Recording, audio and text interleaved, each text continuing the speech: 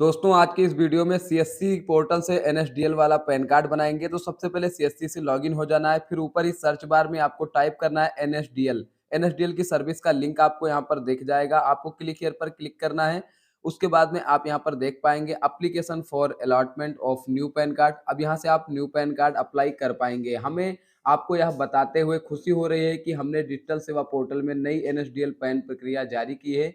यहाँ यात्रा के अंत में वॉलेट रखा जाता है, जिससे रिफंड की आवश्यकता नहीं होती है। आपसे अनुरोध है कि नया अनुरोध सबमिट करने के लिए नए एनएसडीएल पैन कार्ड लिंक का उपयोग करें। दोस्तों ये जो इंग्लिश में लिखा हुआ है इसका हिंदी मैंने आपको बता दिया है।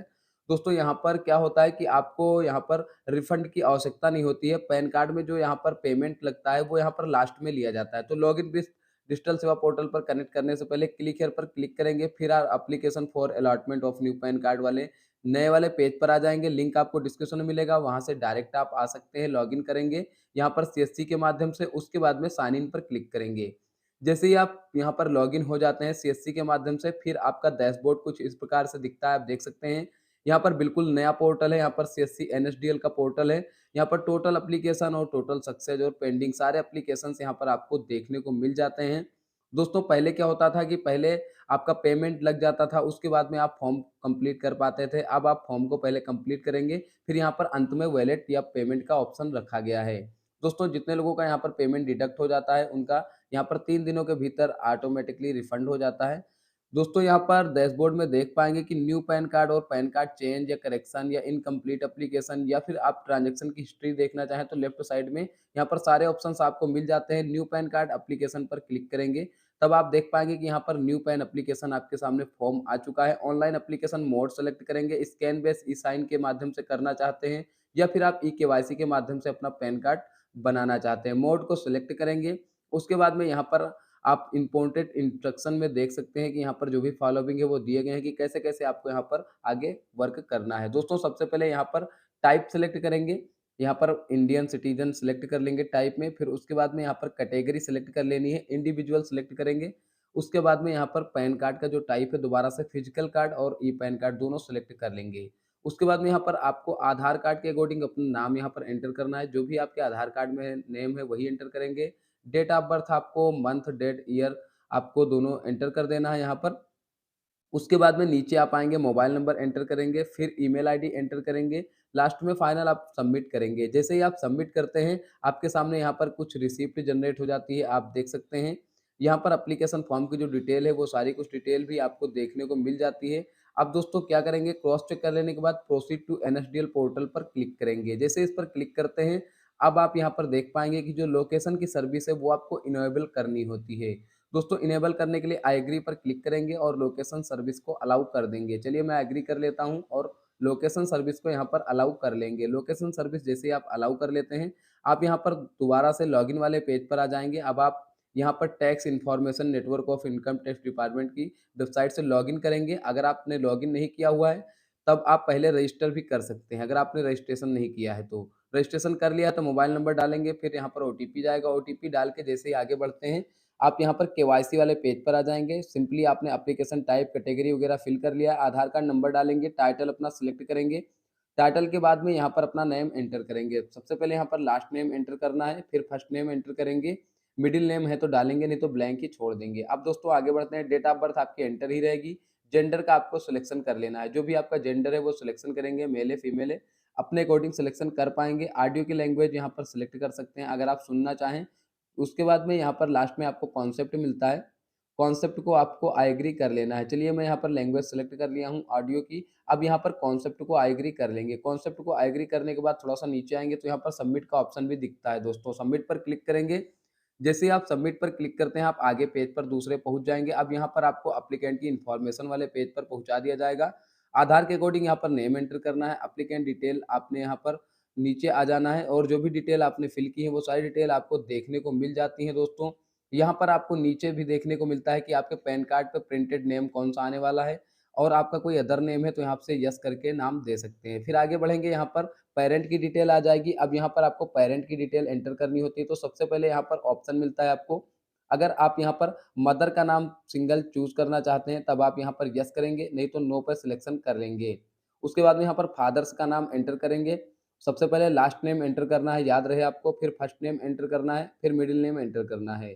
फिर दोस्तों थोड़ा-सा नीचे आएँगे तो री एंटर कर देना है, फादर्स का नेम जो आपने डाला है वही सेम-सेम दोबारा से एंटर कर देना है। उसके बाद में अगर आप फादर्स का नेम यहाँ पर नहीं लेना चाहते तो मदर्स का नाम नीचे आप देख सकते हैं यहाँ पर सिलेक्शन करने के लिए आता है प्रिंटेड कार्ड पर नेम जो लेना चाहते हैं, तो फादर्स का मैंने सिलेक्ट कर लिया, फिर नेक्स्ट पर क्लिक करेंगे। जैसे आप नेक्स्ट पर क्लिक करते हैं, अब आप यहाँ पर अदर डिटेल वाले पेज पर आ जाएँगे।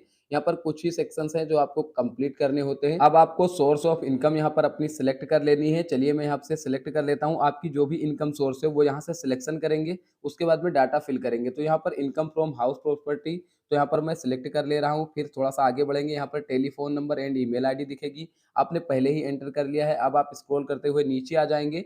उसके बाद में आपको यहाँ पर एड्रेस ऑफ कम्युनिकेशन में सबसे पहले यहाँ पर रेजिडेंस आपको सिलेक्ट कर लेना होता है। उसके बाद में रेजिडेंस का यहाँ पर एड्रेस एंटर करेंगे, जिसमें फ्लैट, रूम, डूर या ब्लॉक का नाम एंटर करेंगे या नंबर एंटर करेंगे। यहाँ पर सबसे पहले यहाँ पर विलेज, बिल्डिंग का नाम एंटर करेंगे, फिर स्ट्रीट, लोन या पोस्ट ऑफिस का सिलेक्शन करेंगे, यहाँ पर सब डिवीज़न का यहाँ पर एंटर कर देना है और टाउन, सिटी, डिस्ट्रिक्ट, उसके बाद में कंट्री का नेम यहाँ पर सिलेक्शन करने के बाद डिस्ट्रिक्ट का सिलेक्शन कर लेना है। पिन कोड डालेंगे, ऑफिस के एड्रेस में सेम आपको डिटेल फिल कर देनी होती है। कंट्री और यहाँ पर स्टेट का सिलेक्शन कर लेने के बाद फाइनली आपको लास्ट में पिन कोड एंटर कर देना होता है।